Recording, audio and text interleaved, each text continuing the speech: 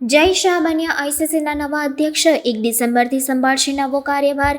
Jay Shah international cricket કાઉન્સિલના નવા અધ્યક્ષ બન્યા છે। આઈસીસીએ કહ્યું હતું કે શાહ બિન હરીફ અધ્યક્ષ તરીકે ચૂંટાયા છે। તેઓ 1 ડિસેમ્બરના રોજ આઈસીસી અધ્યક્ષ તરીકેનો કાર્યભાર સંભાળશે। હાલમાં તેઓ ભારતીય ક્રિકેટ કંટ્રોલ બોર્ડના સેક્રેટરી છે। હવે તેમને બીસીસીઆઈનું સેક્રેટરી પદ છોડવું પડશે અને આ પદ પર નવી પોસ્ટિંગ કરવી પડશે। ન્યૂઝીલેન્ડના વર્તમાન આઈસીસી અધ્યક્ષ ગ્રેગ બાર્કલેનો કાર્યકાળ 30 નવેમ્બરે સમાપ્ત થશે। આઈસીસીએ 20 ઓગસ્ટે કહ્યું હતું કે બાર્કલે ત્રીજી વખત ચેરમેન નહીં બને। તેઓ 2020થી આ પોસ્ટ પર હતા।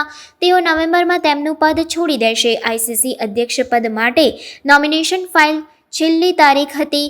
જય શાહ સિવાય આ પદ માટે કોઈ ઉમેદવારી નોંધાવી નથી, જેના કારણે શાહને આઈસીસીના અધ્યક્ષ બિનહરીફ ચૂંટવામાં આવ્યા હતા।